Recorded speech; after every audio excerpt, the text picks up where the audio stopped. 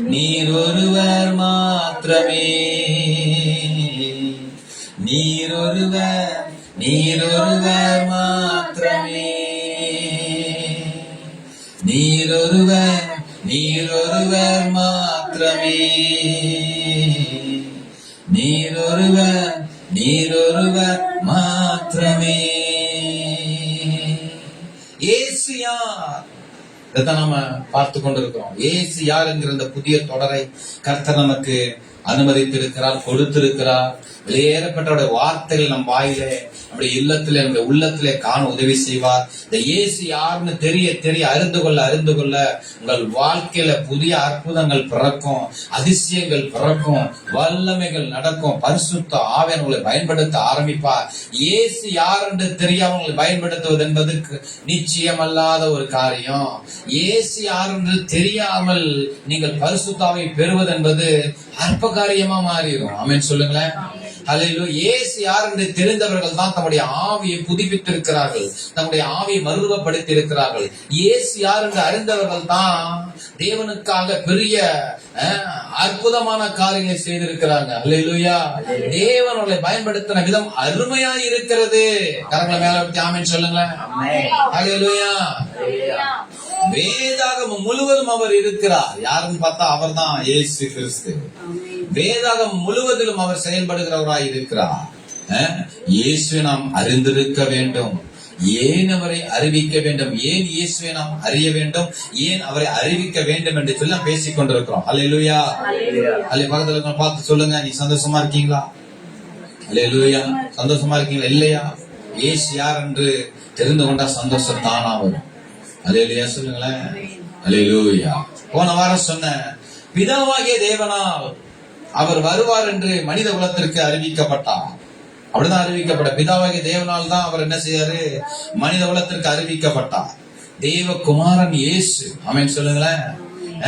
இப்படி அறிவிக்கப்பட்ட இயேசு தன் வாழ்விலே, அழைப்பிலே காட்டி, தன் இயேசுவை வாழ்க்கையில காட்டி செயற்கரிய காரியங்களில் செயல்களை செய்யவும், பழைய ஏற்பாட்டு பரிசுத்தவர்கள் அவரை அறிந்த விதமும் அவரை அறிவித்த விதமும் அருமையானது என்று சொல்லி போன வாரம் பேசுங்க.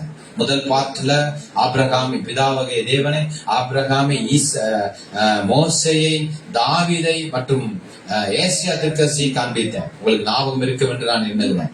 கர்த்தர் நல்லவர். ஏன் இவ்வளவு பெரிய காரியம்? ஏன் ஈசாக்கை கொண்டு வந்து ஏன் பலிபீடத்தில் அவன் செலுத்துகிறான்?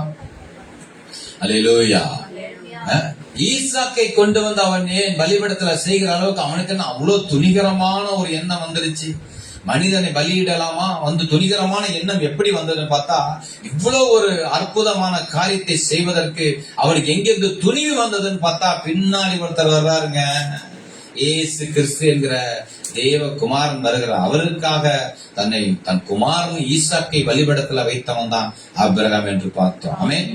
மோசேயை குறித்து சொன்னுகிற பொழுது, மோசே ஏன் இவ்வளவு இந்த அடிமை ஜனங்களுக்கு, எவ்வளவு சொன்னாலும் புத்தி இல்லாத ஜனங்களுக்கு, எவ்வளவு சொன்னாலும் எரிச்சல் மூட்டுகிற ஜனங்களுக்கு, எவ்வளவு கர்த்தரை அறிந்த கற்பனைகள், கட்டளைகள், நியமங்கள், பிரமாணங்களை, தேவனுடைய கூடாரத்தை, பரிசுத்த பலிகளை எல்லாம் எவ்வளவு சொன்னாலும் ஒரு நாள் வாழ்வை இன்பம் என்று எண்ணி கரைகள் ரட்சிகமா இருக்கிற அந்த ஜனங்களுக்கு என்று தன்னுடையதான வாழ்க்கையை ஏன் அர்ப்பணித்தான்னு பார்த்தா, இவங்களுக்காக அர்ப்பணித்த மாதிரி அவன் தெரியல. ஏதோ அந்த ஜனங்களுக்காக, 30 லட்சம் ஜனங்களுக்காக தன்னை அர்ப்பணித்துக் கொண்டவன் போல தெரியல. இன்னொருவருக்காக தன்னை அர்ப்பணித்தான் என்று சொல்லி தெரிகிறது.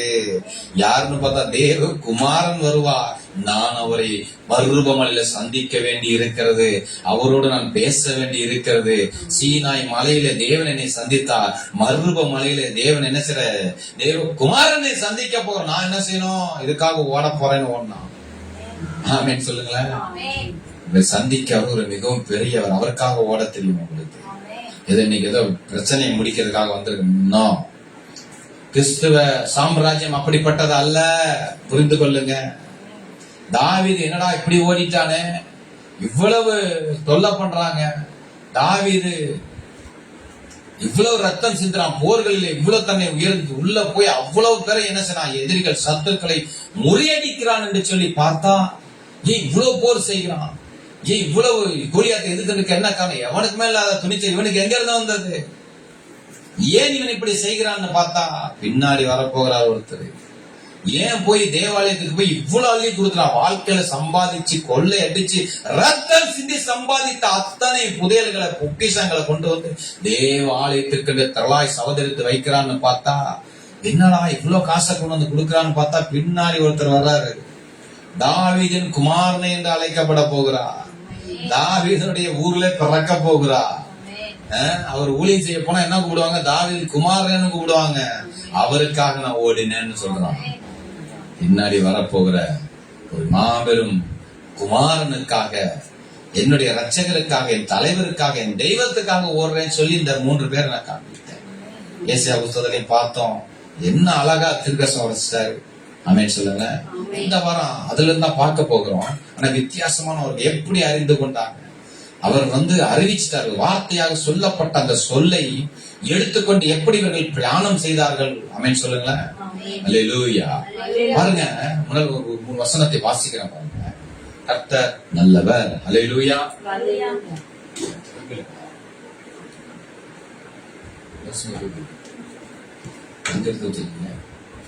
அல்லேலூயா. அல்லேலூயா. கர்த்தர் நல்லவர். எடுத்துக்கொள்ளுங்க. ஆதியாகமம் முதல் 1:26 வாசிக்கிறேன். ஆதியாகமம் 1:26, 27, 28 ஒரு காரியத்தை நான் உங்களுக்கு சொல்லுகிறேன். ஏன்னா அப்ப அதெல்லாம் புரியும். பின்பு தேவன் நமது சாயலாகவும் நமது ரூபத்தின்படியையும் மனுஷனை உண்டாக்குவோமாக. அவர் சமுத்திரத்தின் மச்சங்களையும் ஆகாயத்து பறவைகளையும் மிருக ஜீவனில் பூமி அனைத்தையும் பூமி மேல் வரும் சகல பிராணிகளும் ஆளக்கடவர்கள் என்றார். தேவன் தம்முடைய சாயலாக மனுஷனை சிருஷ்டித்தார். அவனை தேவ சாயலாகவே சிருஷ்டித்தார். ஆணும் பெண்ணுமாக அவர்களை சிருஷ்டித்தார். பின்பு தேவன் அவர்களை நோக்கி, ரொம்ப முக்கியமான இந்த பாட்டை தான் எடுக்க போகிறோம். அதனால நல்லா கூர்ந்து கவனிங்க. நீங்கள் பலுகி பெருகி பூமியை நிரப்பி அதை கீழ்ப்படுத்தி சமுத்திரத்தின் மச்சங்களையும் ஆகாயத்து பறவைகளையும் பூமி மேல் நடமாடுகிற சகல ஜீவஜந்துகளை ஆண்டுகள் சொல்லி தேவன் அவளை ஆசீர்வதித்தார். ஆமென். இந்த 3 வசனங்கள்ல என்ன செய்யறாரு? முன்னாடி இந்த முதல் அதிகாரமே என்ன சொல்லுதுன்னா, இப்ப பாருங்க, வெட்டாந்தர இந்த விதையை பிறப்பிக்கிற விதைகள் எல்லாம் பார்த்து என்ன சொல்றாரு? இவையெல்லாம் கனி விருட்சங்களை இந்த முளைப்பிக்க கடவுது என்றார். அது அப்படியே ஆயிடுச்சு. என்னெல்லாம் பூமியில வச்சாரோ எல்லாத்துக்கிட்டையும் ஒண்ணு சொன்னாரு. என்ன சொன்னாருன்னா, பழுகி பெருக கடவுது, விருத்தி அடைய கடவுது. இந்த என்ன செய்யறாரு? ஊரும் பிராணிகள் எல்லாம் ஜாதி ஜாதியா நீ பிறப்பிக்க கடவுது. இப்படிதான் சொன்னாரு. ஆமென் சொல்லுங்களேன். அல்லேலூயா. மனுஷங்கிட்ட வரும்போது அதே தான் சொல்றாரு. பழுகி பெருகி பூமியை நிரப்பதை ஆண்டுகள் ஸ்பெஷலா என்னன்னு சொல்றாரு. ஆமென் சொல்லுங்களேன். அல்லேலூயா. இப்படி தேவன் படைத்த எல்லாவற்றையும் பார்த்து அவர் பேசினார். அவர் பலுகி பெருக கடவுள் என்று சொன்னார் இல்லையா? நீ பழுகுவாயாக, பெருகுவாயாக, விருத்தி அடைவாயாக, நிரப்புவாயாக என்றெல்லாம் சொல்லி சொன்னாரு. ஆனா என்னன்னா, ஒன்றை தவிர மத்த எல்லாத்துக்கிட்டே சொல்லியிருக்கிறார். ஒரே ஒரு ஆளை தவிர, ஒரே ஒரு ஜீவராசி கிட்ட தவிர மற்ற எல்லாத்தையும் பார்த்து பேசியிருக்கார். நீ பழுகி பெருகு, பழுகி பெருகின்ற. யார கைவிட்டாருன்னு பார்த்தா அதுதான் இந்த சர்ப்பம் என்று சொல்லப்படுகிற சாத்தான். அவனை பழுகி பெருகுன்னு சொல்லவே இல்லை. அவனை நீ ஆண்டுகொள்ளுன்னு சொல்லல, ஆசீர்வாதமா இருன்னு சொல்லல. ஆமென் சொல்லுங்களேன். அம்மாவா இல்லையா? அதை பார்த்து ஏதாவது சொன்னாரா? அதை பார்த்து நீ பழுகி பெருக, சர்ப்பமே நீ பழுகி பெருகி பூமி எங்கும் போய் எல்லாரையும் போட்டு தள்ளிரு அல்ல. ஏன்னா அது பழுகி பெருகுனா பூமிக்கு ஆபத்து. அம்மாவா இல்லையா? இடையில கூட ஒரு கதையை நான் படிச்சேன். ஜப்பான்கார செஞ்ச ஒரு தப்ப, ஜப்பான் தீவுல இருந்த ஒரு பாம்பு கதையை படிச்சோன்னா என்னடா இவ்வளவு பயங்கரமான கதையா இருக்குன்னு யோசிச்சேன். இது பழுகி பெருகுனா எவ்வளவு ஆபத்து. அந்த தீவுக்கு யாருமே போக முடியாதாம். அப்படி ஒரு தீவு ஒண்ணு இருக்குது, பாம்பு தீவுன்னு சொல்றாங்க. உள்ள போனா நீங்க கடி வாங்காம வெளியே வர முடியாது. அப்படி பெருகிச்சாம் அந்த இடத்துல. கர்த்தர் நல்லவர். அதுதான் இந்த விளக்கப்பட்ட சர்ப்பம். எல்லாவற்றையும் மனிதன் முன்பாக அழைத்து வந்தார். 2வது அதிகாரத்துல கடைசியில பார்த்தோன்னா தான் வருது. தேவனாகிய கர்த்தர் எல்லாம் சகலவித நாட்டு மிருகங்களுக்கும் எல்லாத்தையும் கொண்டு வந்தாராமா. 2வது அதிகாரம் 19வது வசனம் அப்படிதான் சொல்லு. தேவனாகிய கர்த்தர் வெளியில் சகலவித மிருகங்களையும் ஆகாயத்தின் சகலவித பறவைகளையும் மனிதனை உருவாக்கி ஆதாம் அவளுக்கு என்ன பேர் என்று பார்க்க முடியாதவர்களை அவரிடத்தில் கொண்டு வந்தார். அந்தந்த ஜீவஜந்துக்கு ஆதாம் எந்தெந்த பேரிட்டானோ அதுவே அதற்கு பேராயிற்று. ஆதாம் தான் எல்லாத்தையும் தேவன் கொண்டு வந்தார். ஆனா அந்த சர்ப்பத்தை கொண்டு வரவே இல்லை. அல்லேலூயா சொல்லுங்களேன். சர்ப்பம் விளக்கப்பட்டிருந்தது.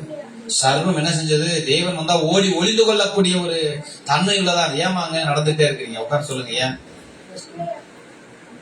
வந்ததுல இருந்து போயிட்டே தான் இருக்காங்க. ஸ்கூல்ல எல்லாம் காலேஜ்ல போவாங்கன்னு தெரியல.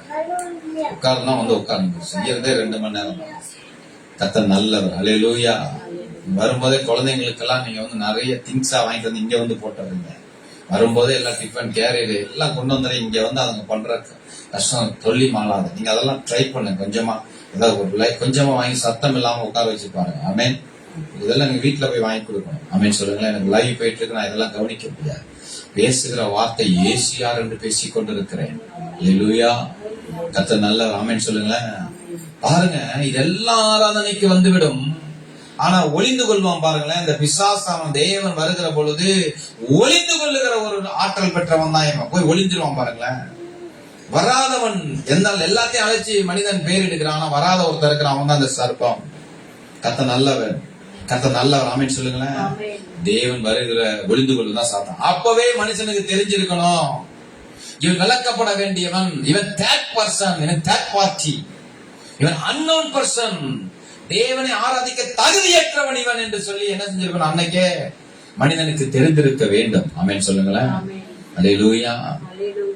பெருக வாய்ப்பு இல்லாதவன், இவன் விளக்கப்பட்டவன். இவனோட நமக்கு என்ன இருக்கக்கூடாது? கன்ஃபியூஷன் இருக்கக்கூடாது.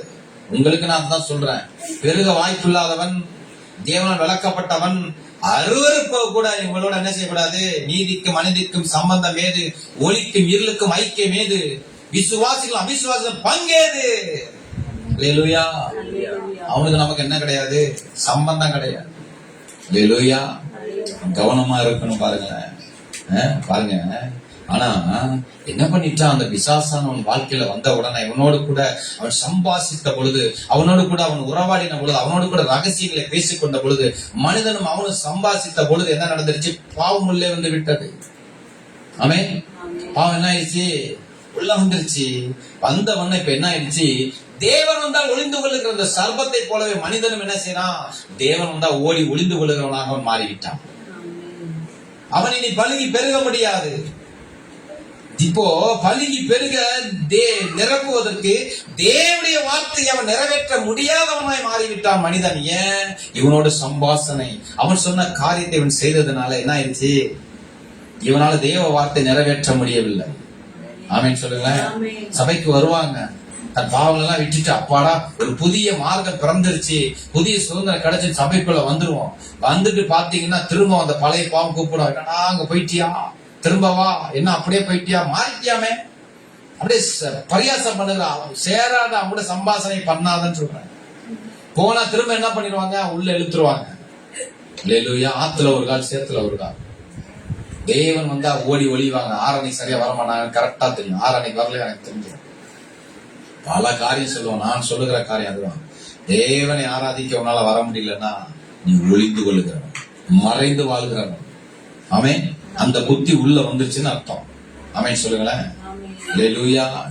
இந்த பாவ சரீரம் மறைந்து கொள்ளுகிற அக்கிரம சரீரமாக மனித சமுதாயமே மாறிடுச்சு. இப்ப இந்த சரீரத்தோட என்ன பண்ண முடியாது? ஏன்னா ஆவியா இருக்கிற தேவனை ஆராதிக்க அவனால் என்ன பண்ண முடியாது? உள்ள வர முடியாதவனா மாறிவிட்டான் மனிதன். ஆமென் சொல்லுங்களேன்.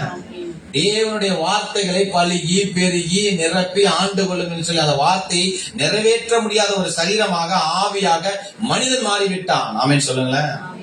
மற்ற மனித மிருகங்களை போல அவன் மாறிவிட்டான். அல்லேலூயா. பிசாசின் வார்த்தைக்கு மனிதன் சாய்ந்து விட்ட காரணம் என்னன்னா, தேவ வார்த்தையை அவர் சொன்னதை தன்னால் அவர் நிறைவேற்ற முடியாது என்று அவர் விசுவாசித்திருக்க வேண்டும். நீ உன்னை பார்த்து சொல்றாரு பழுகி பெருகி பூமி எல்லாம் நிரப்புனவன அவனுக்கு ஒரு பெரிய சந்தேகம். நம்மளால முடியுமா? நம்மளால முடியுமா? உன்னால முடியாது. ஆனா சொல்றாரு யாரு? சொல்லுகிறவர் யார் என்று பார்த்திருக்க வேண்டும். ஆமென் சொல்லுங்களேன். பிசாசு சொன்னவனா அடேங்கப்பா இது முடியுமே. புரியுதா நான் சொல்றது உங்களுக்கு? நன்மை நிறைவேற்றுவதற்கு முடியாது என்று அவன் நினைச்சிருக்கணும். அல்லது தேவன் மனிதன் அதை நன்னால் நிறைவேற்ற முடியாத மனிதன் நம்பி இருக்கிறான்.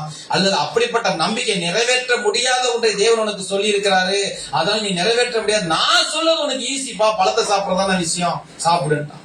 ஈஸியான வேலையை அவன் என்ன செஞ்சுட்டான்? ஈஸியான வேலையை சொன்னவனா அதை மனிதன் செய்ய பழகிட்டான். இதுதான் இன்றைக்கு இருக்குது. ஆமென் சொல்லுங்களேன். தேவனுக்காக ஜெபம் பண்ணுங்கன்னா ஐயோ நான் ஒரு பெரிய கஷ்டம். உலகத்திலேயே மிகவும் கடினமான வேலை ஒன்று இருக்கிறது. என்னது? என்னங்க அது? ஜெபம் பண்ணுவது. தெரியுமா உங்களுக்கு? உலகத்திலேயே மிக மிக கடினமான ஒரு வேலை இருக்கிறது. அது என்னது? ஆராதிப்பது. உலகிலேயே மிக கடினமான ஒரு வேலை இருக்கிறது. அது என்னது? நீதான் சொல்லணும். முழங்கால் போடுறது எவ்வளவு கஷ்டம் தெரியுமா? உபவாசம் இருக்கிறது எவ்வளவு கஷ்டம் தெரியுமா? ஜெபம் பண்றது எவ்வளவு கஷ்டம் தெரியுமா? என்னங்க சொல்ல மாட்டேன், அமைதியா இருக்கீங்க, சொல்லுங்க. மனிதனுக்கு சொல்றேன் நான். அல்லேலூயா. சிலருக்கும் ரொம்ப கஷ்டம். ஏன் வாயை திறக்க முடியாது? வந்து ஆராதிக்க கொஞ்சம் எங்க சொல்லு, நீ ஒரு மாசம் அப்படியே அல்லேலூயா. உள்ள என் இருதயம் பாடும், உள்ளங்கெல்லாம் அவரையே துதிக்கும். தாவீது மாதிரி மாறிடணும் பாருங்க. அல்லேலூயா சொல்லுங்களேன். என்ன செய்யறான்? வாக்கு தத்தங்கள் நிறைவேற்ற முடியாதவனாய் சமூகமாய் மாறிவிடு. என்ன வாக்கு தத்தம் கொடுத்தாரு? நீ பழுகி பெருகி பூமி நிரப்பி அதை ஆண்டவன் சொல்ல வாக்கு தத்தத்தை நிறைவேற்ற முடியாதவனாய், வாழ முடியாதவன், தேவனுக்கு என்று ஒளிந்து கொள்கிறவனாய், பிசாசின் வார்த்தை கேட்டவனாய், அக்கிரமம் சிந்தை உள்ளவனாக என்ன ஆயிட்டாம மனிதனுடைய சமூகமே மாறிடுச்சு. அல்லேலூயா. இப்படிப்பட்ட சமூகத்தில் இருந்து தேவன் ஒருவனை அழைக்கிறார். பழுகி பெருகி நிரப்ப முடியாத, ஆண்டு கொள்ள முடியாத அந்த சமூகத்திலிருந்து தேவன் ஒருவனை அழைக்கிறார். அவன் தான் ஆபிரகாம், அழைக்கப்பட்ட ஆபிரகாம். அல்லேலூயா சொல்லுங்களேன். வசனம் இப்படியா சொல்லுது. 12வது அதிகாரத்துல முதல் 3 வசனங்கள். கர்த்தர் ஆபிரகாமை நோக்கி என்ன வார்த்தை சொல்றாரு மட்டும் நல்லா கவனிங்களேன். ஒரு சொல்ல அடுக்கிறார் பாருங்களேன். அந்த சொல்ல என்ன மாதிரி ஒரு வார்த்தை, வாக்கு தத்தம் பாருங்களேன். நீ உன் தேசத்தையும் நிலத்தையும் உன் தகப்பனுடைய வீட்டை விட்டு புறப்பட்டு நான் உனக்கு காண்பிக்கும் தேசத்துக்கு போ. இது அவனால முடியும். ஆமென் சொல்லுங்களேன். இங்க இருக்காதப்பா, நீ வா, அங்க நான் அவனை ஆசீர்வதிக்கிறேன், வா. வேலைக்கு கூப்பிடுற மாதிரி கூப்பிடுறாரு. ஓகே, நான் வர்றேன். நான் உன்னை பெரிய ஜாதியாக்கி உன்னை ஆசீர்வதித்து உன் பேரை பெருமைப்படுத்துவேன். நீ ஆசீர்வாதமாய் இருப்பாய். உன்னை ஆசீர்வதிப்பேன், உன்னை சபிக்கிறவனை சபிப்பேன். பூமியில் வம்சங்கள் உனக்குள்ள ஆசீர்வதிக்கப்படும் என்றா.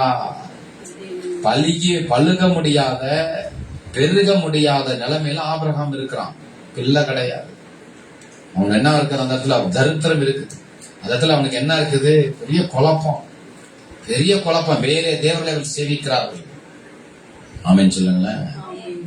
என்ன செய்யற? ஆசீர்வாதத்துக்கு அழைக்கிறாரு. அவனுக்கு ஒரு நம்பிக்கை வந்து பரவாயில்ல, என்ன ஆசீர்வதிப்பா, கொஞ்சம் நல்லது தானே, அப்படி கொஞ்சம் மாறி இருந்தா கொஞ்சம் நல்லா தான் இருக்கும் அப்படி நினைச்சிருக்கலாம். ஆனா கடைசி இடத்துக்கு என்ன சொல்லுது?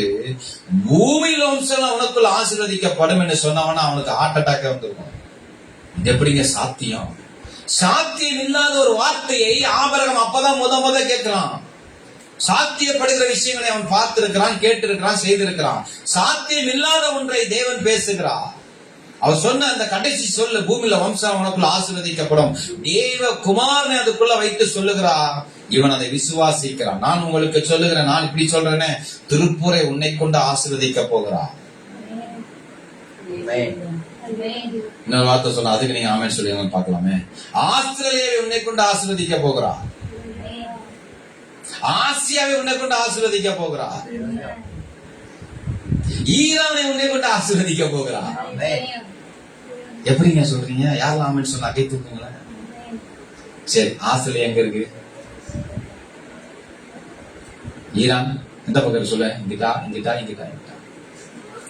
இது எப்படிங்கம்மா நீங்க விசுவாசிங்க? மேப்ப கொண்டு வாங்க பாச, நான் பார்த்து கரெக்டா சொல்லிடுறேன்.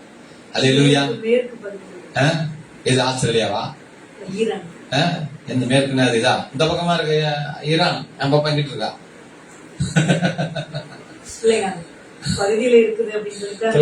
கிழக்கு ஆல்ரெடி அது எல்லாமே கிழக்கத்திய நாடுகள். அது நீங்க மேற்குன்றீங்க, அதுலயே நீங்க அவுட்டு. எல்லாமே கிழக்கத்திய நாடுகள். புரியுதா நான் சொல்றது?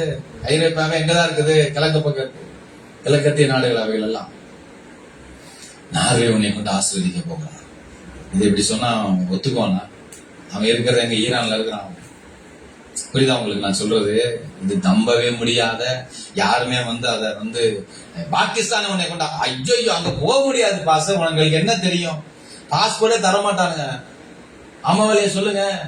இப்ப அந்த மாதிரி ஒரு வார்த்தையை தேவன் ஆபிரகாம்கிட்ட பேசிட்டாரு, அதை நம்புகிறான். ஹலோ, இது நடக்கவே நடக்காது, இது சாத்தியமே இல்ல, பைத்தியமான ஒரு வார்த்தை என்ன செய்யறான்? ஆண்டவர்கிட்ட வருது, இவன் நம்புகிறான். ஏன்? இதே போல ஒரு வார்த்தை தான் ஆதி மனிதனுக்கு தேவன் சொன்ன பொழுது அவன் நம்பாமல் போனான். நீ பழுகி பெருகி பூமியை நிரப்பி அதை ஆண்டுகள்னு சொன்னவன இதெல்லாம் சாத்தியமில்லாத ஒரு வார்த்தை என்று அன்னைக்கு இருந்த அந்த ஸ்பெஷாலிட்டி அவன்கிட்ட தேவ ரூபம், தேவனுடைய சுவாசம், கர்த்தர் ஏதனை கொடுத்திருந்தா, ஆறுகளை கொடுத்திருந்தா, எல்லாமே நடக்குது. அப்பவே உன்னால முடியாதுன்னு சொல்லி சாத்தான் சொன்னவன எஸ் யுவர் ஆனர்னா பின்னாடி போனவன் தான் அந்த மனித குலம். இப்ப சொல்றாரு ஆண்டவர் இவங்கிட்ட, எப்ப உன்னை கொண்டு ஆஸ்திரேலியா ஆசீர்வதிக்க போகிறேன், ஆசியாவை ஆசீர்வதிக்க போறேன், இந்தியாவை ஆசீர்வதிக்க போகிறேன், சீனாவை ஆசீர்வதிக்க போகிறேன்னு தனித்தனியா சொல்லாம பூமியில் வம்சங்கள் எல்லாம் உனக்குள் ஆசீர்வதிக்கப்படும். எப்படி அவன் நம்பினான்னு எனக்கு தெரியல. வாசிக்கிறேன் பாருங்களேன், வார்த்தையை பாருங்களேன். ஆதியாகமம் 22 ரிப்பீட் பண்றாரு. என்ன சொல்லிட்டாரு? உன் மகன் ஈசாக்கை கொண்டு வந்து பலிபீடத்திலே பலியிட்டு அதை நிறுத்தி காமி. நீ நம்பி இருக்கிறியா? இல்ல பூமியில வம்சங்களா உனக்குள்ள ஆசீர்வதிக்க முடியும். எத்தனை பேர் ஆமேன்னு சொன்னீங்க? நான் உங்களுக்கு சொல்றேன், இப்படி சொல்றேன். அப்படியா? நீ உண்மையாவா? ஆஸ்திரேலியா உன் கையில கொடுத்திருக்கிற, ஆசியா உன் கையில கொடுத்துரு. ஆமா, அப்படின்னா உன் பையனை கொண்டு வந்து அங்க பலியில, அப்பதான் நான் நம்புவேன்றாரு இயேசு.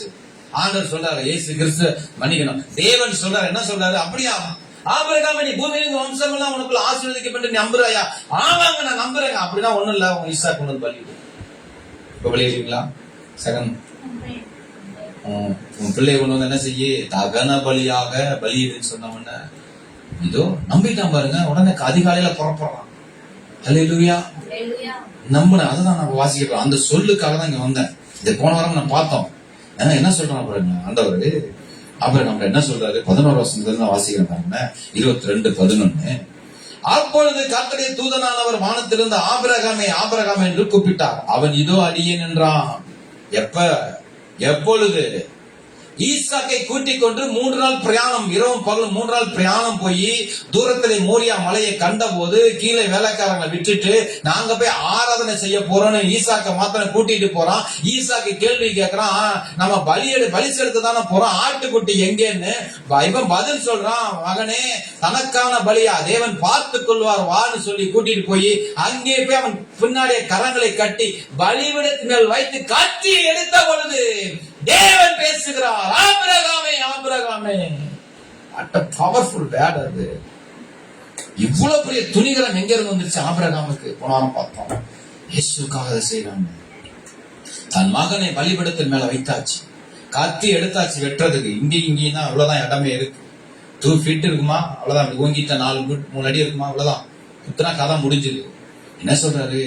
அப்பொழுது அவர் பிள்ளையாண்டங்களும் கையை போடாதே, அவனுக்கு ஒன்றும் செய்யாதே, நீ அவனை புத்திரன் என்றும் நீ ஏக சுதன் என்றும் பாராமல் எனக்காக ஒப்பு கொடுத்தபடினா நீ தேவனுக்கு பயப்படுற என்று இப்பொழுது அறிந்திருக்கிறேன் என்றார். அதற்கு ஆபிரகாம் தன் கண்களை எடுத்து பார்க்கிறான். புதரிலே சிக்கிக் கொண்டிருந்த ஒரு ஆட்டுக்கடாவை பிடித்து அங்கே தன் குமாரனுக்கு பதிலாக தகன பலியிட்டான். ஆபிரகாம் அந்த இடத்திற்கு யோகாவா இரு என்று பெயரிட்டான். 14. அதனாலே கர்த்தருடைய புறத்திலே பார்த்துக் கொள்ளப்படும் என்னாலும் சொல்லப்பட்டு வருகிறது. இதுதான் முக்கியம். பின்னாடி வர இந்த வார்த்தை தான் முக்கியம். ஏன்னா இதுதான் அதோட கனெக்ட் ஆகுது. கர்த்தருடைய தூதனானவர் 2ஆம் தரம் வானத்திலிருந்து ஆபிரகாமை கூப்பிட்டு, நீ இவன் புத்திரன் என்றும் ஏக சுதன் என்றும் பாராமல் அவனை ஒப்பு கொடுத்து இந்த காரியத்தை செய்தபடி. அதுதான் ஏற்கனவே சொல்லிட்டாரு, நான் உன்னை ஆசீர்வதித்து. இதுதான் ஆண்டு முதல்ல அவனை பேசின வார்த்தையே. நான் உன்னை ஆசீர்வாதமா இருப்பாய்னு பேசின வார்த்தையை மறுபடியும் ரிப்பீட் பண்றாரு. உன் சந்ததியை வானத்து நட்சத்திரங்களைப் போலவும் கடற்கரை மலையில போலவும் பெருக பண்ணுவேன் என்றும் உன் சந்ததியார் தங்கள் சத்தங்கள் வாசல் சுதந்திரத்துக் கொள்வார் என்றும் சொல்லிட்டு சொல்றாரு. இந்த டெஸ்ட் எதுக்குன்னு சொல்றாரு. இந்த டெஸ்ட் எதுக்காக இதை நான் வைத்தேன், இதற்காக இந்த காரியத்தை செய்தேன், இந்த காரியத்தை நீ செய்து முடித்திருக்கிறாய் என்பது இந்த வார்த்தையில தான் புரியும். ஆமென் சொல்லுங்களேன். அல்லேலூயா. நீ என் சொல்லுக்கு கீழ்ப்படிந்தபடியினால், அல்லேலூயா, நீ என் சொல்லுக்கு கீழ்ப்படி. எந்த சொல்லுக்கு நாம கீழ்ப்படிந்தான்? எந்த சொல்லுக்கு என்பதை அவரே சொல்றாரு பாருங்களேன். உன் சந்ததிக்குள் பூமியுள்ள சகல ஜாதிகளும் ஆசீர்வதிக்கப்படும் என்று என் பேரில் ஆணையிட்டே. இந்த வார்த்தைக்கு தான் ஒன்னது. இந்த வார்த்தையை தேவன் நம்புகிறார். அது ஆபிரகாம் சொன்ன உடனே பிள்ளைய கொண்டு போய் பலியிட ஒப்பு கொடுக்கிறான். கொடுத்த உடனே சொல்றாரு, நான் வச்ச டெஸ்டே இதான்ப்பா, பூமியில் வம்சங்கள் எல்லாம் உனக்குள்ள ஆசீர்வதிக்கப்பட வேண்டும் என்பதற்காக. அதாவது இப்படி ஆபிரகாம் பலிக்கு பெருகி முடியாதவனா இருந்தான். இத முதல்ல நம்புறானான்னு தெரியல ஆபிரகாம்னு சொன்ன உடனே டெஸ்ட்ல சோதனையை மேற்கொண்ட பொழுது அவன் ஜெயம் பெற்றான். ஹல்லேலூயா. பூமியில இந்த சொல்லுக்காக தான் ஒண்ணா, மத்ததெல்லாம் நிறைவேறிச்சு அவனுக்கு. ஆனா பூமியில வம்சம் உனக்குள்ள ஆசீர்வதி என்ன, பலிபீடத்துல கொண்டு போய் பிள்ளைய வைக்கணும். ஆமென் சொல்லுங்களேன். பலிபீடத்திலே கொண்டு போய் வைத்த பொழுது, தேவனுக்கு அவன் அர்ப்பணிக்கப்பட்ட பொழுது தேவன் பேசுகிறார், ஆபிரகாம் எனக்கு ஒப்பு கொடுத்துட்ட, போதும் போதும், இனி நான் உனக்கு சொல்றேன், நான் ஆணைக்கு சொல்லுகிறேன், அறுதிட்டு சொல்லுகிறேன், பூமி வம்சம் உனக்குள்ள ஆசீர்வதிக்கப்படும். சீனாவா கவலைப்படாது, ஆஸ்திரேலியா கவலைப்படாது, ஆசியாவா கவலைப்படாது, 5 கண்டங்களா, அது அண்டார்டிகால கூட உன் வம்சம் தான் ஆசீர்வதிக்கப்படும். ஆமென் சொல்லுங்களேன். ஹல்லேலூயா. என்ன சொல்ல மாட்டேங்கிறீங்க? இந்த வார்த்தையை அவன் நம்பினத பலிபீடத்திலே வைத்து ஈசாக்கை வைத்து நிரூபிக்கிறான். அவன் ஏற்றுக்கொள்ளப்பட்டான். வாக்கு தத்தம் என்பது யார் சொன்னார் என்பதுதான் முக்கியம். வாக்கு தத்தம் பெருசு முக்கியம் கிடையாது, யாரு வாக்கு சொன்னவர் தான் முக்கியம். ஆமென் சொல்லுங்களேன். ஹல்லேலூயா. தேவகுமாரனை ஆபிரகாம் அறிந்திருந்ததுனாலேயே அவன் இத்தனை பெரிய காரியம் செய்ய நினைத்து துணிந்து ஈசாக்கை பலியிடுகிறான். எவ்வளவு துணிவுன்னா, மனித குலத்தையே மீட்க தேவகுமாரன் வரப்போகிறார், அந்த தேவகுமாரன் என்னுடைய குலத்தை மீட்க மாட்டாரா? மனித குலத்தையே மீட்க போகிற என்னை கொண்டு பூமியில சகல ஜாதிகளும் என்னை கொண்டு ஆசீர்வாதமா இருக்க போதுனா, என் மனித குலத்தை மீட்க தேவகுமாரன் வரப்போகிறார். அப்படி வருகிறவர் இந்த குலத்தை காக்க அவர் போதுமானவர் என்று ஆபிரகாம் ஆராதிக்கிறான். ஆமென் சொல்லுங்களேன். கரல மேல சொல்லுங்க, என் குலத்தை காக்க தேவகுமாரன் போதுமானவர். காத்தாரா இல்லையா? இயேசு எப்படி அறிந்து கொண்டீங்க? வந்துட்டீங்களா இல்லையா? உள்ள ஆபிரகாம் பத்தி பேசிட்டு இருக்கோமா இல்லையா? தகப்பனாகிய ஆபிரகாமை பேசிக் கொண்டிருக்கிறோம். ஹல்லேலூயா. இந்த வார்த்தை நீங்க நம்ப முடியாது. நான் சில காரியம் நம்பி இருக்கிறேன். எப்படி நம்பி இருக்கிறேன்? எனக்கு நடந்திருக்கு. எப்படி இதை நம்பினேன்? நான் எப்படி நம்ப முடியும்? ஆஸ்திரேலியாவை உன்னை கொண்டு ஆசீர்வதிப்பார், இல்லைன்னா இங்கிட்டு பிரேசில உன்னை கொண்டு, இப்ப இதுவா நடக்குது இல்லையா, ஜெர்மனியை உன்னை கொண்டு ஆசீர்வதிப்பா, சொல்றதுக்கு ஈஸியா இருக்கும். என்னென்னமோ ஊர்லாம் வந்து குரோசியானதோ நான் பார்த்தேன் நான். ஆமென் சொல்லுங்களேன். ஹல்லேலூயா. எனக்கு அப்படிலாம் போன் வரும் பாருங்களேன். எங்க இருந்து கூப்பிடுறாங்க? துபாயில இருந்து கூப்பிடுறான். பாஸ்டர், பெரிய இக்கட்ல மாட்டி இருக்கிறேன், நீங்க தான் ஜாம் பண்ணணும். என்ன எப்படி தெரியல, நான் பேஸ்புக்ல பார்த்தேன். உடனே ஜாம் பண்ணுவேன், ரீச் ஆயிடுச்சு. ஆமென் சொல்லுங்களேன். மலேசியா இருந்து கூப்பிட்டுருக்காங்க, இந்த சிஸ்டர் தொடர்ந்து கூப்பிட்டு இருந்துச்சு. அது அப்படியே அடுத்தடுத்த அற்புதம் தான், வார அற்புதம் பார்த்துச்சு அது. ஆமென் சொல்லுங்களேன். ஹல்லேலூயா. கானால ஒருத்தங்க, இதெல்லாம் எங்க இருக்குன்னு எனக்கே தெரியாது. சுவிட்சர்லாந்துல ஒருத்தன் நைட்டு 2:30 மணிக்கு கூப்பிட்டான். சுவிட்சர்லாந்து என்னையா, சுவிட்சர்லாந்து சொர்க்க பூமின்றானுங்க, எல்லாமே காசு உள்ள பாட்டின்றாங்க. அங்க இருந்து என்னையானாக்க பொண்டாட்டி விட்டு போயிடுச்சிங்க, அது இன்னொருத்தனோட போயிடுச்சிங்கன்னு சொல்லி அவங்க கூப்பிட்டா. அங்கேயும் அந்த பிரச்சனை தானான்னு போன் பண்ண. கவலைப்படாத, அது திரும்பி வராது, அமைதியா இருந்தேன். அமைச்சு பிள்ளை வரண்டான்னு. அமைச்சு சொல்லுங்களேன். ஹல்லேலூயா. அவன் பொண்டாட்டி போனதை கவலைப்பட்டு கூப்பிடலைங்க, பிள்ளை சேர்த்து போயிடுச்சு, அது கூப்பிட்டான். பிள்ளை வந்து நம்ம அது வராதுண்ணா, ரொம்ப நன்றிங்க பாஸ்டர்னா. எதுக்குண்ணா? வராதுன்னு சொன்னீங்களே, இது வந்துடும் சொன்னீங்க, அது வராதுன்னு சொன்னீங்க, ரொம்ப நன்றிண்ணா. வந்துருச்சு. ஹல்லேலூயா. அதனால எனக்கு தெரியும் நான் எங்க இருக்குன்னு தெரியும். அப்ப உங்கள்கிட்ட கேட்ட மாதிரி ஆண்டு வேண்டாம். ஆஸ்திரேலியா எங்க பாருக்கு, நீ பாட்டு ஜாம் பண்ற. மலேசியா எங்க இருக்குன்னு தெரியுமா? சிங்கப்பூரா எங்க இருக்குன்னு தெரியுமா? அது எங்க இருக்கு? இந்தியாவுக்கு கீழே கொஞ்சம் தீவுகள்லாம் அங்கதான் இருக்கு. அதான் எங்க இருக்கு சொல்லி, இடதா வடதான் எந்த பக்கம் தெரியலையே. நான் சுத்தி ஜாம் பண்ணிருக்கிறேன். நார்வே ஒருவேளை எங்க இருக்குமோ, ஒருவேளை சுவிட்சர்லாந்து இங்க இருக்குமோ, புரியுதா நான் சொல்றேன் உங்களுக்கு? இங்க எல்லாம் பார்த்து ஜாமானா என்ன பண்ணிட்டேன், ஆண்டவரை இதெல்லாம் வேலைக்கு ஆகாது, இங்க பார்த்து ஜாம் பண்றேன். ஆமென் சொல்லுங்களேன். நீங்க அங்க இருந்து பதில் அனுப்பிடுங்க. சேட்டிலைட் மாதிரி இங்க இருந்து போனா அது அங்க இருந்து வேலை செய்யும். அந்த மாதிரி இந்த வார்த்தையை நீங்க நம்பணும். பூமி வம்சம் உனக்குள்ள ஆசீர்வதிக்கப்படும். இங்க இருந்து பரிசுத்த தாயின் வார்த்தைகளை போன் மூலியமா நான் அனுப்புறேன், அவ்வளவுதான். அந்த அளவுக்கு அங்க போய் அவனுக்கு அப்படியே வேலை ஆகுது. கர்த்தர் நல்லவர் பாருங்களேன். ஹல்லேலூயா. நிறைய பட்டணங்களுக்கு அனுப்பி இருக்கிறார் அந்த மாதிரி வார்த்தை. கோயம்புத்தூர் படுத்து கிடக்கிறவனை கர்த்தர் தூக்கி எழுப்பி நிறுத்தி இருக்கிறார். நாளைக்கு செத்துருவான் டாக்டரால முன்குறிக்கப்பட்டவனை நான் 3 நாள் நான் சந்திச்சிருக்கிறேன். என்ன சரியாயிடுச்சு, ஐசியூல இருந்து இங்க வந்திருக்கான், கண்ணால பாத்துருக்கிறேன் நான். அவ்வளவு அந்த மாதிரி பூமி வம்சம் ஆசிரியர் வார்த்தையை நீங்கள் எப்பொழுது நம்புகிறீர்களோ அப்பதான் உங்களுக்கு என்ன செய்யும்? ஜெபம் வேலை செய்யும். அப்பதான் ஜெபம் வேலை செய்யும். அல்லேலூயா சொல்லுங்களேன்.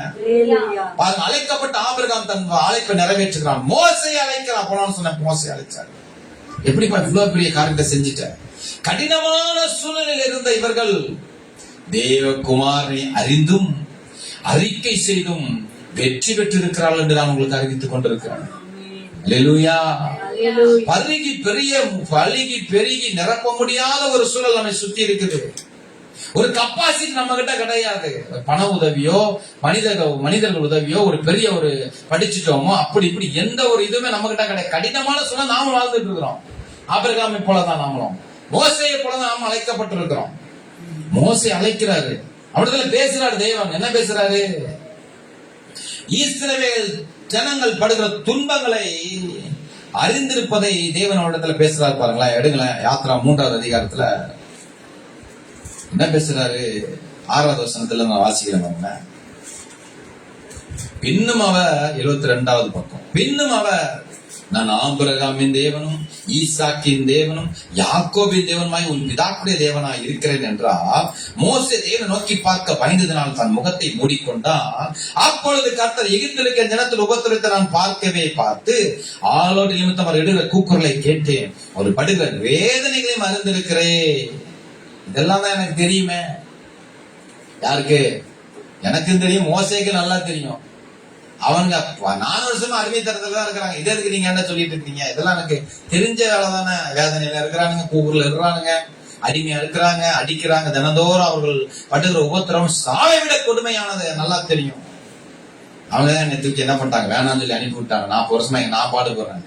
இந்த அடிமைகளுக்கு போய் இந்த முறுமுறுக்கிற கொஞ்சம் கூட நன்றி உணர்ச்சியே இல்லாத இந்த இஸ்ரவேல் ஜனங்களுக்காக நான் போய் நின்ன அரண்மனை வாழ்க்கை போச்சு. அல்லேலூயா. ஆடுகளை மேய்த்து கொண்டிருக்கிறேன் வனாந்தரத்துல. இதற்கு காரணம் அவங்கதான். அர்த்தம் பேசுறாரு பாருங்க. என்ன சொல்றாரு? அவர்களை எகிப்தின் கைக்கு விடுதலையாக்கவும் அவர்களை தேசத்தை நீக்கி கானானியரை மேய்த்தியரை எமோரியரும் பெரிசியரையும் ஏவியரையும் எபூசியருக்கு இடமாக்கிய பாலும் தேனும் உள்ள நலம் விசாலமான தேசத்திலே கொண்டு போய் சேர்க்கவும் இறங்கினேன். இப்பொழுது இஸ்ரவேல் புத்திரன் கூக்குரல் சதை வந்து எட்டினது. எகிப்தியர் ஒடுக்குதலையும் கண்டேன். நீ இஸ்ரவேல் புத்திரன் என் ஜனத்தை எகிப்திலிருந்து அழைத்து வரும்படி உன்னை பார்வோனுக்கு அனுப்புவேன் வா என்றார். அல்லேலூயா, அல்லேலூயா. என்ன ஆயிடுச்சு? ஏற்கனவே எகிப்துக்கு பயந்துதான் நான் ஓடி வந்திருக்கேன். யாரு? மோசே. எகிப்துல இருக்கிற பார்வோன் பட்டயத்திற்கு பயந்துதான் என்ன பண்ணிருக்கிறேன், எத்தியோப்பியா வந்திருக்கிறேன் நானு. இப்ப நீங்க என்ன சொல்றீங்க? அதை விட கொடுமையான ஒரு 7 ஜாதி இருக்குது. ஏத்தியர் பேர் தான் நல்லா இருக்கு. ஏத்தியர், எபிசியர், பெரிசியர் எல்லாம் கொலகார பயல்க. ஆமேன்னு சொல்லுங்களேன். உண்மையதாங்க சொல்றேன் நானு. நரகலான விக்கிரகம் மனிதனை வெட்டி பலியிடுகிறவர்கள். மனிதனை வெட்டி பலியிடுறது கூட ஒரு அளவுக்கு நம்ம ஏற்றுக்கொள்ள முடியும். யாரை பிடிச்சி பலியிடுவாங்க? தான் பிறந்த பிள்ளையை, மூத்த மகன்களை கொண்டு போய் வைத்து சாம்பலாக்கி அந்த சாம்பலை எடுத்து தூவி அதுல பலன் காண்கிறவர்கள். அப்படிப்பட்டதான் இந்த 7 ஜாதி. ஏதோ நீங்க ஸ்பெஷலா நல்ல ஜாதியாட்டு இருக்கு, நல்ல ஃப்ரெண்ட்ஸா இருப்பாங்க போடு கானானியர்னோ. எகிப்தே பயங்கரம். இதுல 7 பேரை வர அறிவிக்கிறார். மோசைய பாக்குறாங்கன்னு ஓடிடுவோமா, தெரியாம வந்து மாட்டிக்கிட்டோமே இந்த சர்ச்சில். சத்தியத்தை பேசுறாரு ஆண்டவர். ஆமென் சொல்லுங்களேன். என்ன செய்யறாரு? அவன் ஒன்ன என்ன சொல்றான் பாருங்களேன். உன்னை பார்வனத்துக்கு அனுப்பிவேணும். அங்க போறதுக்கு முன்னாடி உன்னை பார்வன்ட்டை அனுப்பிடுவேன். இவன் அந்த அடங்கிட்டான். ஏங்க என்னங்க சொல்றீங்க? இதை எப்படிங்க நம்புறது நானு? என்ன நம்பாத ஒரு ஜனம் என்ன வந்தா வெட்டுவேன்னு இருக்கிற ஒரு ராஜா. சரி இங்கதான் இருக்குன்னு பார்த்தா அங்க இன்னொரு அனுப்புற இடத்துல நிச்சயமா என்ன பண்ணுவாங்க? ஒருத்தன் விட்டாலும் 7 பேர் இருக்காங்க. 7 பேர் கொண்டுருவானுங்க. அப்பொழுது மோசே தேவன் நோக்கி, பார்வோனிடத்திற்கு போகவும் இஸ்ரவேல் புத்திரரை எகிப்திலிருந்து அழைத்தவர் நான் எம்மாத்திரம் என்றான். இது சல்லி பைசா எனக்கு தேராதுன்றான். அதற்கு அவர், நான் உன்னோட இருப்பேன். நீ ஜனத்தை எகிப்திலிருந்து அழைத்து வந்த பின் நீங்கள் இந்த மலையில் தேவனுக்கு ஆராதனை செய்வீர்கள். நான் உன்னை அனுப்பினேன் என்பதற்கு இதுவே அடையாளம் என்றார். அப்பொழுது மோசே தேவனை நோக்கி, நான் இஸ்ரவேல் புத்திரத்திற்கு போய் உங்கள் பிதாக்களுடைய தேவன் உங்களிடத்திற்கு என்னை அனுப்பினார் என்று அவர்கள் சொல்லும் போது அவருடைய நாமம் என்ன என்று அவர் இடத்தில் கேட்டால் நான் அவருக்கு என்ன சொல்லுவேன் என்றான். ஏங்க அது கூட தெரியாம பேசிட்டு இருக்கான். அதான் சொல்லிட்டாரு, ஆபிரகாமின் தேவன், ஈசாக்கின் தேவன், யாக்கோபின் தேவன். திரும்ப இதுக்கு நாமத்தை கேட்கிறான்னா அங்கதான் ஒருத்தர் இருக்கிறாரு. யார் இருக்கிறாரு பாருங்களேன். அதற்கு தேவன், இருக்கிறவராகவே இருக்கிறேன். இயேசு அருமை இருக்கிறவராகவே இவ்வளவு பெரிய காரியத்தை போய் இந்த அடிமை கிட்ட 80 வயசான என்கிட்ட ஓடி வந்த என்கிட்ட, பயந்து ஓடி வந்த என்கிட்ட, அது என்னதான் நம்பாத அந்த ஜனத்துக்கிட்ட மறுபடியும் எப்படிங்க அனுப்புறீங்கன்னு கேட்டா சொல்றாரு, இயேசு என்கிற ஒருவருடைய நாமத்தை நான் உனக்கு அறிவிக்கிறேன், இருக்கிறவராகவே இருக்கிறேன். I am that I am. ஹல்லேலூயா. அங்க போய் சொல்லு, இருக்கிறவராகவே இருக்கிறேன் மோசே சொல்லி, இருக்கிறேன் என்பவர் உங்களை என்னிடத்திற்கு அனுப்பினார் என்று இஸ்ரவேலரே சொல்வாயாக என்றார். ஹல்லேலூயா சொல்லுங்களேன். ஹல்லேலூயா. இப்ப எல்லாமே தெரிஞ்ச கதையை பேசினாரு, எனக்கு புரிஞ்சுது. தெரியாத கதை, விடுதலை எப்படி சாத்தியம், மீட்பு எப்படி சாத்தியம், ரட்சிப்பு எப்படி சாத்தியம்னு பார்த்தா இதெல்லாம் யாரால கூடும் என்பதை அவன் அறிந்திருந்தான். பாருங்க, யாரால கூடுன்னு பார்த்தா விடுதலையா, மீட்பா, ரட்சிப்பா தேவ குமாரனாலேயே சாத்தியம். அதுவும் அந்த எகிப்துல யாரால இதெல்லாம் சாத்தியம்? மோசையால சாத்தியம் அல்ல. அவன் செஞ்சு பார்த்துட்டான், தோல்வி விட்டுட்டான். அந்த ப்ராஜெக்ட்ல தோல்வி வந்துருச்சு, போனா கொன்றுவாங்க. ஆனா மீட்பு, விடுதலை, ரட்சிப்பு தேவ குமாரனாலேயே சாத்தியம். அந்த நாமத்தை பிதாவாகிய தேவன் இடத்துல உச்சரித்த பொழுது அவன் என்ன செய்யறான்? அற்புத அதிசய அடையாளங்களினால் மாறாத ஒரு பார்வனா இருந்தான். போய் அங்க போய் நிக்கிறான், பார்வட்ட பேசுறான், அசைய மாட்டேங்கிறான். என்ன பெரிய ஆள், என்ன வேண்டாம் சொல்லிட்டு இருக்கிற ஜனங்கள்கிட்ட போய் சொன்னவன அவங்க வருகிற மேசியாவுடைய பேரை அவன் அறிவித்த பொழுது ஓகே நாங்கெல்லாம் ரெடியா இருக்கிறோம்னு சொன்னாங்க. இல்லையா, எகிப்துல ஒத்துக்கிட்டாங்க ஓகே அப்படின்னு. கொஞ்சம் கடினமான காரியமா இருந்தது. ராஜா ஒத்துக்க மாட்டேங்கிறான். உனக்கெல்லாம் மசீரால் நான் இல்லப்பா, உன்னை தொலைக்கிறான்டான்ட்டாரு பார்வன். உன்னை தொலைக்க போறேன் பாருன்னு உடனே அவன் சொல்றான், அற்புத அதிசய அடையாளம் மாறாத பார்வோனே, உன்னை அடக்கி உன் வாயாலேயே எங்களை அனுப்ப வைக்கிறான் பாருடான்னு சொல்லிட்டு வெளியே வந்தவன் என்ன பண்ணிட்டான்? இஸ்ரவேல் ஜனங்களை பார்த்து ஒரு காரியத்தை செய்ய சொன்னான். பாருங்க 12வது அதிகாரத்துல. இதுக்குதான் அவனுக்கு என்ன பண்ணாங்க? 12வது அதிகாரத்துல என்ன சொல்றான் பாருங்க, ஏங்க மீட்பு வேணும், விடுதலை வேணும், அங்க இருந்து புறப்பட்டு போகணும், அடிமைத்தனத்தில் விடுதலை ஆக வேண்டும் என்று சொன்னா வேற ஒரு காரியத்தை தான் செய்யணும். ஆனா இவன் யாரை அடையாளப்படுத்துகிறான்னு பாருங்களேன். 12வது அதிகாரத்துல 21வது வசனம். அப்பொழுது மோசே இஸ்ரவேல் மூப்பர் யாவரையும் அழைப்பித்து, நீங்கள் உங்கள் குடும்பங்களுக்கு தக்கதாக உங்களுக்கு ஒரு ஆட்டுக்குட்டியை தேர்ந்தெடுத்துக் கொண்டு பஸ்காவை அடித்து ஈசப்பு கொழுந்துகளின் கொத்தை எடுத்து கிண்ணியில் இருக்கும் ரத்தத்தில் தோய்த்து அதில் இருக்கும் அந்த ரத்தத்தை வாச நிலைக்காலில் மேற்சட்டத்திலும் வாச நிலைக்கால் இரண்டிலும் தெளியுங்கள். விடியற் காலம் வரைக்கும் உங்கள் ஒருவர் வீட்டு வாசலை விட்டு புறப்பட வேண்டாம். இயேசு கிறிஸ்து அடிக்கப்பட்ட ஆட்டு குட்டியின் ரத்தத்தை எடுத்து உங்கள் நிலைக்கால்களை தெளியுங்கள்.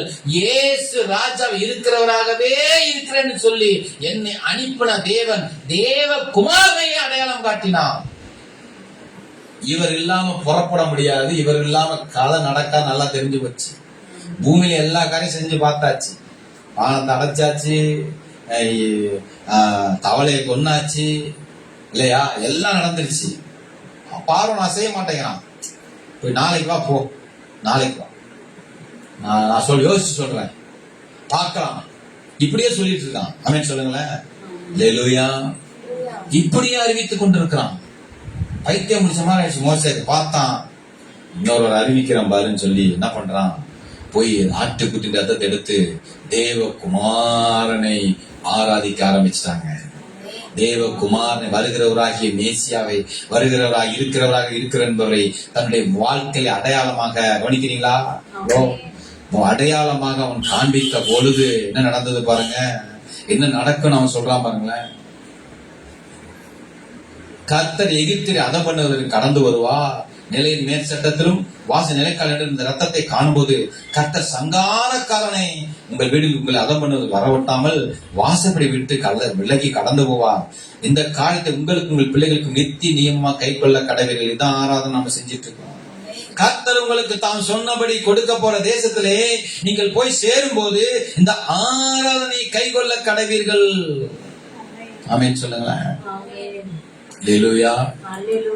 பாருங்க, இஸ்ரவேல் ஜனம் முன்பாக தேவகுமாரன் அடையாளமாக ரத்தம் பூசுதலாகிய நியமத்தை அவன் ஆசரித்த போது, ஆமென் சொல்லுங்களேன், இது எகிப்தியருக்கு அருவருப்பான காரியம். ரத்தத்தை என்ன செய்யக்கூடாது, இப்படிதான் பண்ணக்கூடாது. அது அவங்களுக்கு அருவருப்பான காரியம். ஆனா அதான் செய்யறாங்க.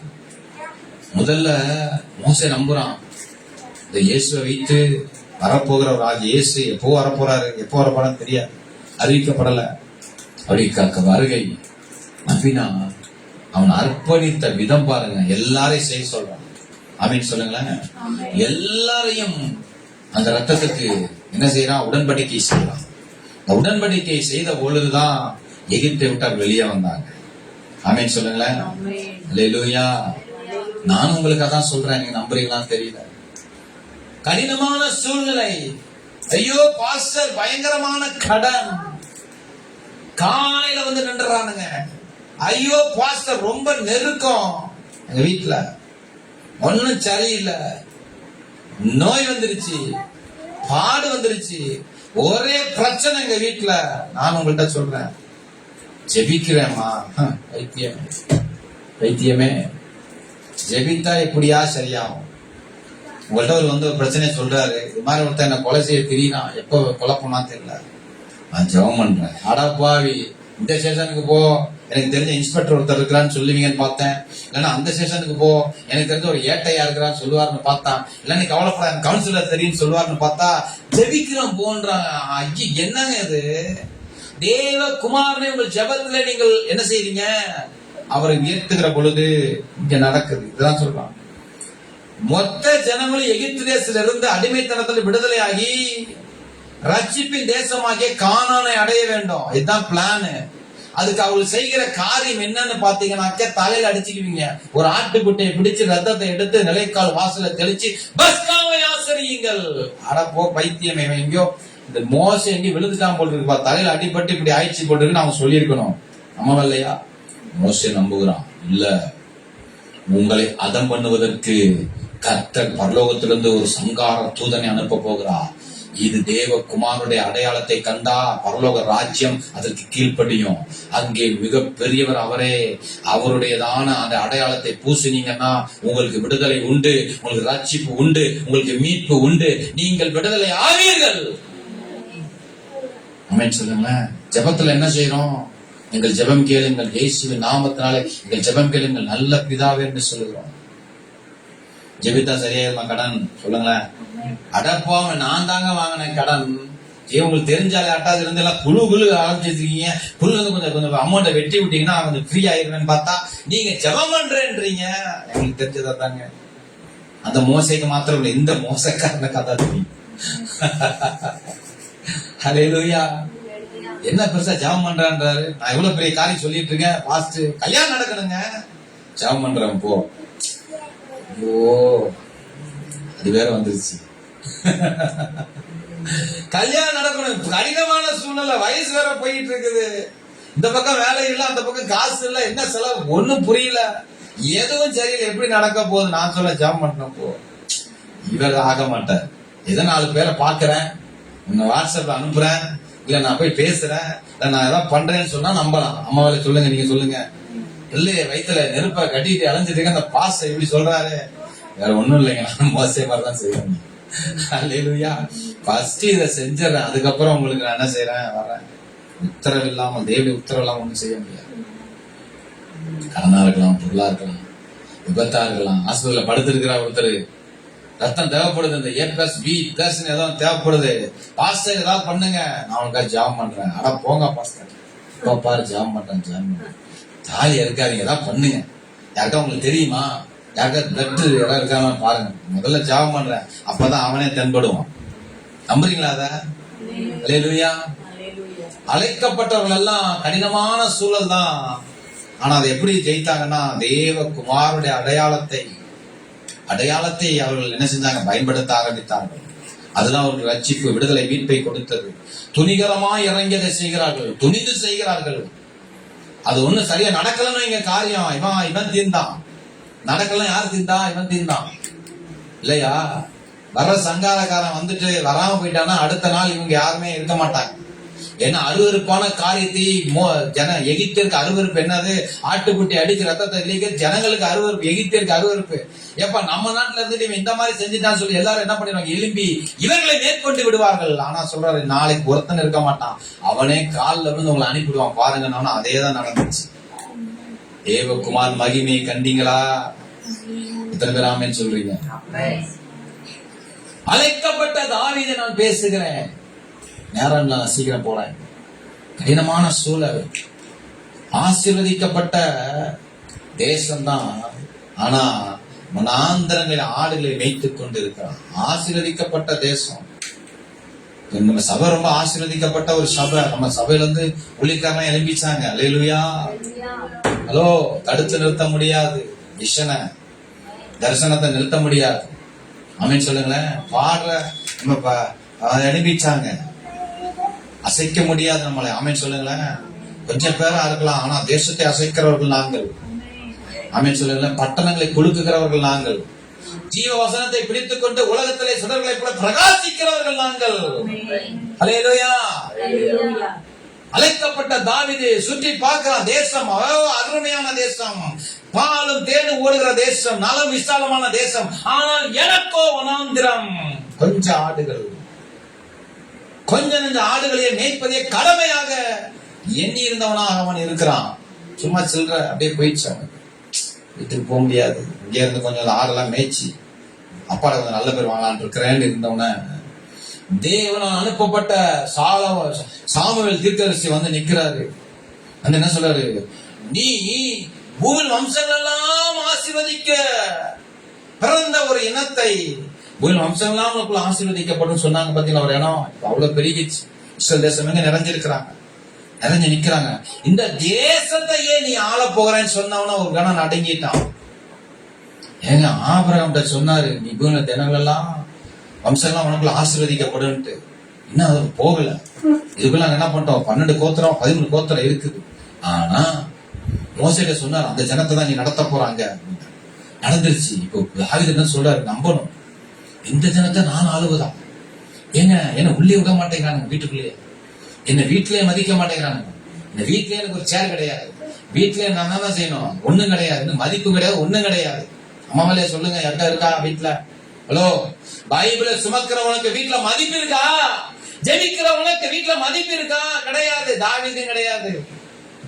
அதான் பேசுறாங்க. அல்லேலூயா.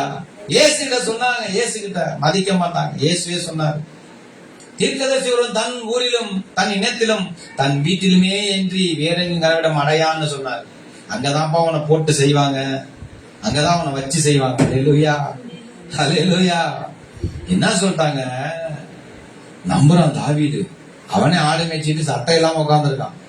அவங்கிட்ட போய் இவரு அபிஷேகத்தை வச்சுட்டு சொல்றாரு, இந்த தேசத்தை நீ ஆள போகிறாய். கவனிக்கிறீங்களா? தேசத்தை ஆளுகிற வல்லமை உனக்கு தரப்படும் என்று சொன்ன உடனே எப்படிங்க நம்புறது? ஆனா நம்புறான் பாருங்களேன்.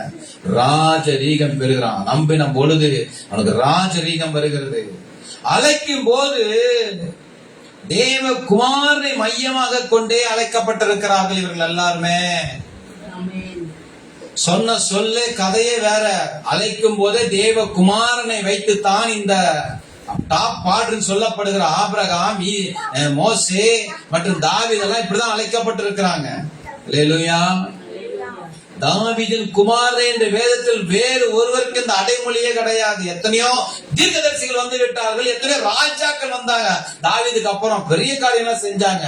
ஆனா யாரையும் இயேசுவை அழைக்கும் பொழுது சாலமோனின் குமாரனே அழைக்கல. அல்லது வேறொரு தீர்க்கதரிசியை கூட, ஊழிய செய்தவங்க கூட பேதுரு அவளை அழைச்சிருக்கலாம்ல. தாவீதின் குமாரனே பேதுரு நில்லு. யோனாவின் குமாரன் அழைச்சாரு இயேசு கிறிஸ்து. படிக்கிறீங்களா? அல்லேலூயா. தாவீதின் குமாரன் என்ற வேதத்தில் வேற யாரும் அழைக்கப்படவே இல்லை. தேவகுமாரனுக்காகவே அந்த அழைப்பு வந்தது என்பதை தாவீது மிகச்சரியாய் புரிந்து கொண்டு சங்கீதம் பாடுகிறான். தாவீது என்ன பாடுறான்? சங்கீதம் 2 சாமுவேல் 23 எடுக்கல, 2 எப்படி அறிந்திருந்தான் பாருங்க. 2 சாமுவேல்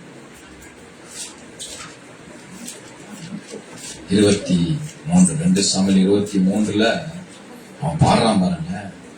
தாவீதுடைய கடைசி வார்த்தைகள் மேன்மையாய் உயர்த்தப்பட்டு 417 பக்கம் 417 நல்லவர். தாவீதுடைய கடைசி வார்த்தைகள் மேன்மையாக உயர்த்தப்பட்டு யாக்கோபுடைய தேவனால் அபிஷேகம் பெற்று இஸ்ரவேலின் சங்கீதங்களை இன்பமாய் பாடின ஈசாயின் குமாரனாகிய தாவீதின் புருஷன் சொல்லுகிறது என்னவென்றால், கர்த்தருடைய ஆவியானவர் என்னை கொண்டு பேசினார், அவருடைய வசனம் என்னுடைய நாவில் இருந்தது. இஸ்ரவேலின் தேவனும் இஸ்ரவேலின் கன்மலையுமானவர் எனக்கு சொல்லி உரைத்ததாவது. 2 பேரை சொல்றான் பாருங்க. இஸ்ரவேலின் தேவனும் இஸ்ரவேலின் கன்மலையுமானவர். யார் அந்த கன்மலை? யார் அந்த கன்மலை? பவுல் சொல்ற இடத்துல கன்மலை கிறிஸ்துவே. அந்த கன்மலை யாரு? கிறிஸ்துவே என்று உரைக்கிறான். அதான் தாவீது இங்க பாட்டா பாடுறான். நீதிபரனாய் மனுஷரை ஆண்டு தெய்வீகமாய் விரத்தனம் பண்ணுகிற இருப்பார். அவர் காலில் மந்தானம் இல்லாமல் உதித்து மலைக்கு பிற்பாடு தன் காந்தியினால் புல்லை பூமியிலிருந்து முளைக்க பண்ணுகிற சூரியனுடைய விடிற்கால வெளிச்சத்தை போல இருப்பார் என்றார். என்னுடைய வீடு தேவனிடத்தில் இப்படியா இராதோ? சகலமும் திட்டம் பண்ணப்பட்டிருக்கிற நிச்சயமான நித்திய உடன்படிக்கையை என்னுடன் அவர் செய்திருக்கிறார். எப்படி சொல்றா பாருங்க. சகலமும் திட்டம் பண்ணப்பட்டிருக்கிற நித்தியமான நித்திய உடன்படிக்கையை, நிச்சயமான நித்திய உடன்படிக்கையை அவர் என்னுடனே செய்திருக்கிறார். ஆதலால் என்னுடைய எல்லா ரட்சிப்பும் எல்லா வாஞ்சையும் வளர்ந்தோங்க செய்யாரோ. இயேசு கிறிஸ்துவை எப்படி பாடுறான் பாருங்க. What a beautiful word. The song. Hallelujah. எப்படி பண்றாம இருந்த மிக சரியா உணர்ந்தால பாடுறான். தேவனுடைய கண்மலை அவர் என் நாமத்தை கொண்டு என் வீடு இப்படியா இராத தேவடத்துல என்னமா சொல்றான் பாருங்க. நிச்சயமான நித்திய உடன்படிக்கை அவர் என்னோட செய்திருக்கிறார். உடன்படிக்கை பண்ணியிருக்கிறாரு தேவகுமார். அவங்க இதெல்லாம் வருவாருங்க. அவங்க எப்படி ஓடி இருக்கான் பாருங்க. எல்லாம் அவ்வளவு வேகமா ஓட வேண்டிய அவசியம் இல்லை இல்லையா? இல்லையா சொல்லுங்களேன். இன்னொரு காரியத்தை நான் உங்களுக்கு இந்த காரியத்தில் சொல்றேன். இதை மட்டும் சொல்லி முடிக்க பாருங்க. ரோமர்கள் புஸ்தகம் பாருங்க. ரோமருக்கு போங்க. புதிய உடன்படிக்கையில என்ன அந்த முதல் உடன்படிக்கையில இப்ப நான் சொன்ன பாத்தீங்களா, ஒன்னும் ஆபிரகாம் இருந்த பொழுது ஆபிரகாம் அனுப்பின தேசம் கடிதும் கொடிதும் ஆகமியம் பண்ணுகிற 7 விதமான ஜாதிகள். ஹலோ, 7 விதமான ஆகியமே ஜாதிகள். பேர்சியர் அவன்கிட்ட வாக்குத்தத்தம் பண்ணி பலிபடம் செலுத்தின பொழுதே சொல்றாரு. என்ன சொல்றாரு? அதே 14 நினைக்கிறேன். என்ன சொல்றாரு? எந்தெந்த ஜாதிகள் ஒன்ட்டா வரும் தெரியுமா அப்படின்னு என்ன செய்யறாரு? ஆண்டவர் அவன்கிட்ட பேசுறாரு இல்லையா? என்ன சொல்றாரு? 15 சொல்றாரு. நீங்க எடுக்க நான் வாசிக்கிறேன் பாருங்களேன். உடன்படிக்கை சேர என்ன சொல்றாரு? கேனியரும் பெனிசியரும் கத்மோரியும் ஏத்தியரும் பெரிசியரும் ரெப்பாயரும் எமோரியரும் கானானியரும் கிர்காசியரும் எபூசியரும் என்பதாகி இருக்கிறமான இந்த தேசத்தை சந்ததிக்கு கொடுத்தேன்னு சொல்றாரு. எத்தனை பேர் வந்திருக்காரு பாருங்க. அவர் இருக்கும்போது அத்தனை பெரிய ஆகியமே ஜாதியில் இருக்கிற தேசத்திற்கு உன்னை அனுப்ப போகிறேன். ஆபிரகாமே நம்ம தொலைஞ்சிட்டான். ஒருத்தனா தப்பிக்கலாம். இத்தனை பேரை எப்படி சமாளிக்கிறது? கொண்டாடி எடுத்துட்டு போயிருவாங்க, பொருள் எடுத்துட்டு போயிருவாங்க, இவனை கொன்னுருவாங்க. அந்த மாதிரி தேசத்துல இவன் போய் என்ன செய்யறான்? தேவனுக்கென்று துணிவாய் நிற்கிறான். ஏன்? தேவகுமாரன் வரப்போகிறான். மோசேயிட சொல்றாரு, மோசேயே எகிப்துல இருக்கிற பெரிய ஜாதிக்கு அவனை மோத விட போறேன். அது மாத்திரமல்ல, இன்னொரு 7 பெரிய ஜாதி இருக்கு. அங்க போய் சேர்றதுக்கு முன்னாடியே அம்மோனியா இருக்கிறான், மோவாபியா இருக்கிறான், அமலேக்கியா இருக்கிறான். இதெல்லாம் தாண்டி போன நீ ஏதோமீன் வருவான். ஹல்லேலூயா. அவன் இல்லையா? இத்தனை பேர் இடையில வேற இருக்கிறான். அங்க போய் சேர்றதுக்கு முன்னாடி அதெல்லாம் நடக்கணும்னு சொன்னா, என்ன இப்படி ஒரு ஜாதியில போய் நம்ம மோத விடுறீங்க? அவனுக்கு கொஞ்சம் கூட ஈவிரக்கம் இல்லாத ஜாதி. மோசேகிட்ட வந்து சொன்ன போது, தாவீது வந்த போது, தாவீது சுற்றி இருக்கிற எப்பா பெலிஸ்திய வல்லமைகள் உண்டு உனக்கு, சீரிய வல்லமைகள் வரும், அம்மோனிய, மோவாபிய, ஏதோமிய, அமலேக்கியர்களோடலாம் நீ என்ன செய்யணும்? ஃபைட் பண்ண வேண்டியிருக்கும். ராஜரிகம் கொடுக்கப்பட்ட போது சும்மா கிடையாது. உன் தலையில ஒரு ராஜரிகத்தை ஊத்தி நீ தான்ப்பா ராஜானா அடுத்து தெரிஞ்சவன உனக்கு கொண்டுருவான். யார் ராஜா அபிஷேகம் பண்ணி இருக்கிறாங்க? தாவீதை தேடும்படிக்கு அரணிலிருந்து புறப்பட்டு வந்தாங்களாம். ஏன்? முதல்ல போட்டா தான் வேலை அவனுக்கு, அப்பதான் அவனுக்கு தூங்குவான். இத்தனை பெரிய ஜாதி கிட்ட மாட்டி விட்டாரு ஆண்டவர். நீங்க உங்களை யோசிக்கிறீங்க, ஆமாங்க, ஆமையாங்கிற ஒரு ஜாதி, பச்சிரிச்சங்கிற ஒரு ஜாதி, இந்த பக்கம் திருமணம், ஐயோ கொழுந்தியாங்கிற ஒரு ஜாதி.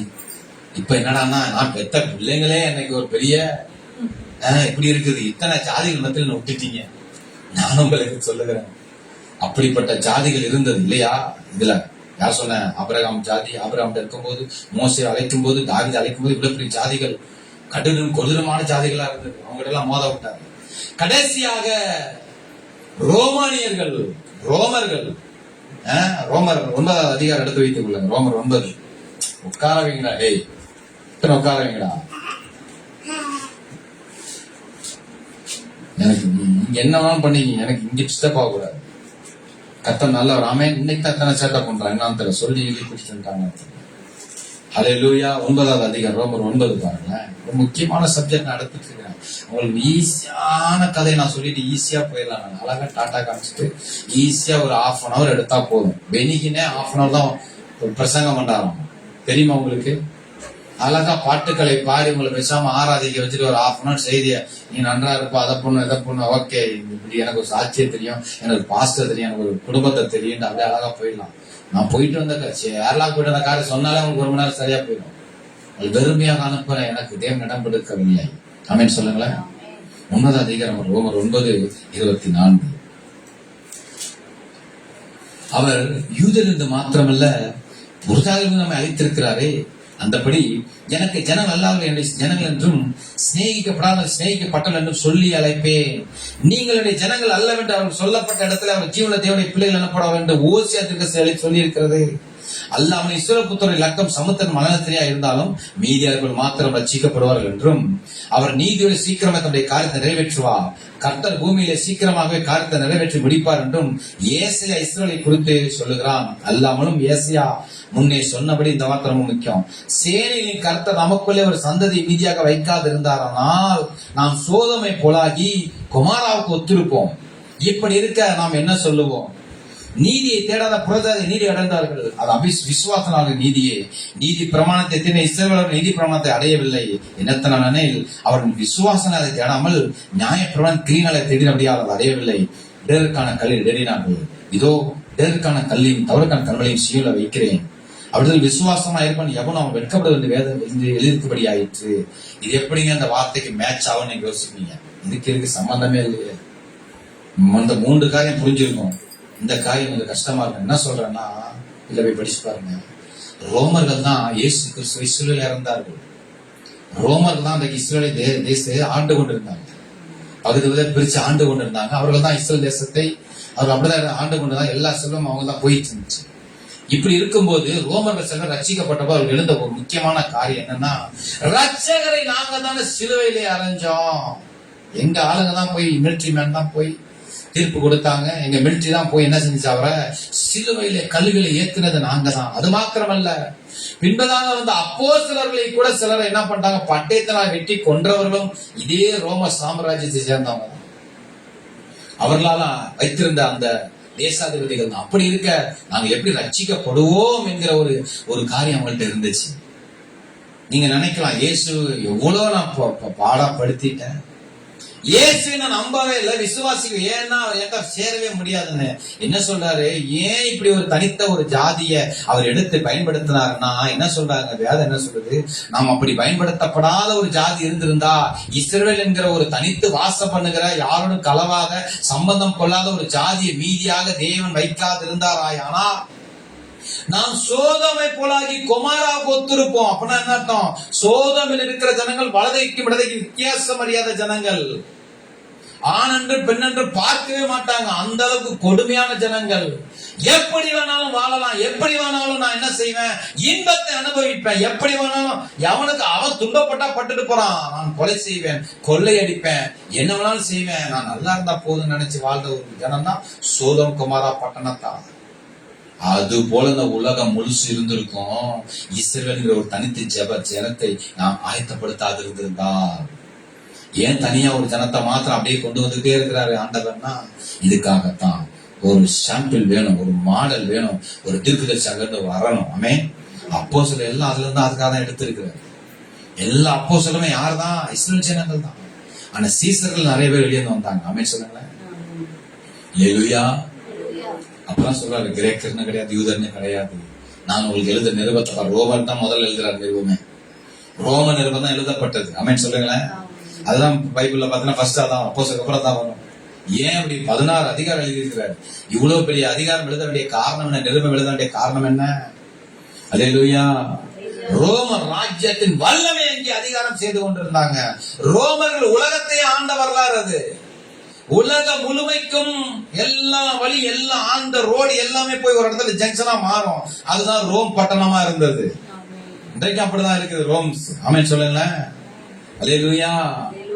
இயேசு கிறிஸ்து நாட்களிலும் அப்போஸ்தலருடைய நாட்களிலும் ரோம ராஜ்யாங்கத்தின் வல்லமை இருந்தது. எப்படி ஆபிரகாம் இடத்துல இருக்கும் பொழுது 7 விதமான அந்நிய தேசங்கள் கானானில் இருந்தாங்களோ, எப்படி மோசை அழைத்த பொழுது எகிப்திய வல்லமைகள் பின்பதாக 7 ஆகமத்தில் இருந்தாங்களோ, எப்படி தாவீதை அழைத்த பொழுது பெர்சிய வல்லமைகள் பெலிஸ்திய வல்லமைகள் இருந்ததோ, அது போல அப்போஸ்தலரை அழைத்த பொழுது, நம்மை அழைத்திருக்கிற பொழுது இப்படிப்பட்ட ஜாதிகள் நம்ம மத்தியில் இருக்கும். திரும்பி பாருங்க, எத்தனை ஜாதி இருக்குன்னு கொஞ்சம் யோசிச்சு பாருங்க. அப்படி திரும்பி பாருங்களேன். கவுண்டர்லயே எத்தனையோ கவுண்டர் இருக்கிறாங்க, முதலியால எத்தனையோ முதலியார் இருக்கிறாங்க.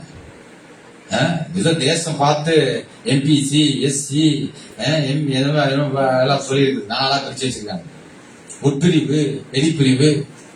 அல்லேலூயா. முதல்ல ஐயர்லயே பட்ட போடுறவன் இருக்கான், நட்ட போடுறவன் இருக்கான், எதுவுமே வைக்காதவன் இருக்கான், குடிமை வைக்கிறவன் இருக்கான், கொஞ்சம் குடிமை வச்சவன் இருக்கான். ஐயர்லயே எத்தனை இருக்குது? 3% தான் இருக்காங்க. தமிழ்நாடு ரொம்ப கம்மி. அதுல எத்தனை பேர் தான் இருக்காங்க. அப்ப எத்தனை விதமான ஜாதிகள் மத்தியில் நம்ம விட்டிருக்கிறார். எதுக்கு?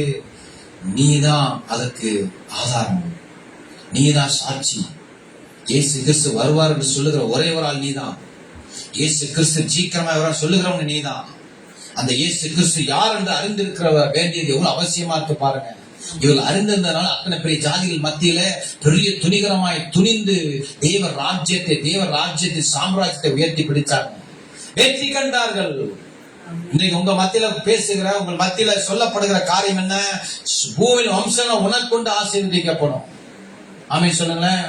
உன்னை கொண்டு பூமியில் வம்சம் உனக்குள் ஆசீர்வதிக்கப்படும் என்று ஆபிரகாம் சொன்ன வார்த்தை, உலகத்தை சுதந்தரிப்பான் என்று சொன்ன வார்த்தை ஆபிரகாமுக்காவது சந்ததிக்காவது பிரமாணத்தினாலே கிடையாமல் விசுவாசத்தினால் உண்டாகிற அப்படிதான் கிடைச்சதுன்றாரு. ஆமென் சொல்லுங்களேன். ரோமருக்கு எழுதும் போது சொல்ல, உலகத்தை சுதந்திரிப்பான்ங்கிற வாக்கு தத்தம் ஆபிரகாமுக்காவது அவன் பிள்ளைகளுக்காக உண்டாகும் நியாய பிரமாணத்தினால் கிடையாமல். இந்த வாக்கு தத்துவம் ஆபிரகாமுக்கு சந்ததிக்கு நியாயப்பிரமாணத்தால் கிடையாமல் விசுவாசம் அவருக்கு நீதினால் கிடைத்ததுன்னு சொல்றாரு. விசுவாசம் என்கிற நீதி உங்களுக்குள்ள கொடுக்கப்பட்டிருக்கிறது. ஆமென் சொல்லுங்களேன். அல்லேலூயா. கடினமான சூழல்ங்க, கடினமான சூழல். வாழ்க்கைய எதிர்காலத்தை அர்ப்பணித்து தேவனுக்காக எழுப்பி வருவார். இன்றைக்கு நாங்க என்ன சொல்லிட்டு இருக்கிறோம்? என்ன பிரசங்கப்பட்டு கொண்டிருக்கிறது? தெய்வகுமாரன் சீக்கிரமா வர போறாரு. எல்லாம் என்ன செய்யுங்க? ஆயத்தமா இருந்து காத்திருந்து அந்த காலம் திரும்ப நமக்கு கிடைச்சிருக்கு. ஆபிரகாமை போல நீங்கள் என்ன செய்ய போறீங்க? ஆபிரகாமை போல, மோசேயை போல, தாவீதை போல செயல்பட நீங்கள் அழைக்கப்பட்டிருக்கிறீர்கள். எழுந்து நிற்கலாமா? அதுதான் சொல்றோம். சோதோமை போல நீ இருந்த, குமாரவை போல நீ இருந்த. ஆனா எங்க அழைச்சிருக்கிறாரு? பரிசுத்த ஆவியின் பரிசுத்த ஆலயத்திற்கு நீ அழைக்கப்பட்டிருக்கிறாய். கொஞ்சம் உணர்வோட இருக்கணும் பாருங்களேன். உணர்வோட இருக்கணும். தேவனால் அழைக்கப்பட்டிருக்க ஒரு திமிர் இருக்கணும் உள்ள, ஒரு கெத்து இருக்கணும் உள்ள. நீங்க ஒன்னும் அடிமையாக அழைக்கப்படவில்லை. ஆமென் சொல்லுங்களேன். நீங்க ஒன்றும் அடிமையாக அழைக்கப்படவில்லை. நீங்கள் சுயாதீனராக அழைக்கப்பட்டிருக்கிறீங்க. ஆபிரகாமை போல அடிமை வேஷம் போடாத. ஆமென் சொல்லுங்களேன். அடிமை வேஷம் நான் போட மாட்டேன். ஏன்னா நான் அடிமை இல்லையே. எனக்கு முன்பதாக வைக்கப்பட்டிருக்க இத்தனை பெரிய ஜாதிகள் மத்தியில கர்த்தர் என்ன செய்யணும்? நம்பி இந்த பைபிள் என்கிட்ட கொடுத்திருக்கிறார். நம்பி கொடுத்திருக்காரு. தேவகுமாரனை அறிவிக்க வேண்டிய மிகப்பெரிய பொறுப்புல நானே இருக்கிறேன். போய் சொல்லணும். ஆண்டவரை பத்தி என்ன செய்யணும்? போய் சொல்லணும். அப்பதான் உன் வாழ்க்கையில அற்புதம் நடக்கும். உன் வாழ்க்கையில அப்பதான் என்ன செய்ய நடக்கும்? ஆத்துமகளை கொண்டு வரணும். நீ எத்தனை நாள் சும்மாவே வர்றீங்க, ஃப்ரீயாவே நாங்க பாசு கேட்கறதுல அப்பா ரொம்ப சந்தோஷப்படுறீங்க. நல்லதா போய் நல்ல பாசம் எனக்கு கொடுத்திருக்கிறாரு. ஏன் எதையுமே கேட்க மாட்டாரு, காசையும் கேட்க மாட்டாரு, ஆத்துமாவை கேட்க மாட்டாரு, எதையும் கேட்க மாட்டேன். இனிமே கேட்கலான்னு இருக்கேன். அல்லேலூயா. இனிமே என்ன செய்வேன்? எங்க ஆத்துமான்னு கேட்கலான்னு இருக்கேன். ஜாக்கிரதையா இருந்து ஓடுங்க. அல்லேலூயா. வீட்டுல இருக்கிற ஆத்துமாவில தட்டி கொண்டு வரணுமா இல்லையா? அல்லேலூயா. பேர் கிறிஸ்தவர்கள் வைத்துக் கொண்டு என்ன செய்யறது? அப்போ உங்க முகத்தை, இன்னொரு முகத்தை அவங்க பார்க்கணும். என்ன பார்க்கணும்? ஆபிரகாம் போல அவங்களே கொண்டு பலிபீடத்துல வைக்கிறவங்களா நீங்க இருக்கணும். வீட்டுல இருக்கிற ஈசா கொண்டு வந்து எங்க வைக்கணும்? நீங்க இங்க பலிபீடத்துல வைக்கிறவளாக நீங்க இருக்க வேண்டும். அல்லேலூயா சொல்லுங்களேன். கண்களை மூடி கரங்களை மேல உயர்த்தி இயேசு யார் என்பதை நான் இன்னும் அதிகமா அறிந்து கொள்ள வேண்டும். அதுக்கான பவுண்டேஷன் தான் நான் போட்டுட்டு இருக்கேன். டாப் ஆர்டர் எடுத்து பேசிட்டு இருக்கேன்.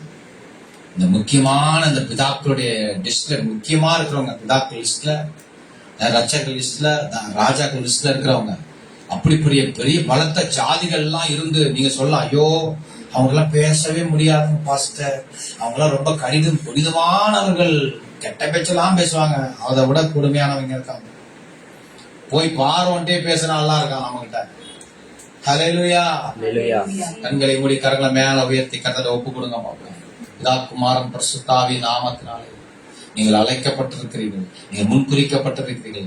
இயேசு ரத்தம் உங்களுக்காக சிந்தப்பட்டிருக்கிறது. அவர் வரப்போகிறார். வருவதற்கு முன்பதாக எப்படி மோசே காரியங்களை செவியாய் செய்தானோ, தலைமுறைக்கு செய்தானோ, இஸ்ரவேல் ஜனங்களுக்கு செய்தானோ, அது போல நீங்கள் வேணும் அடையாளமாக வைக்கப்பட்டிருக்கிறீர்கள். நீங்கள் முத்தரிக்கப்பட்டவர்கள். ஹல்லேலூயா.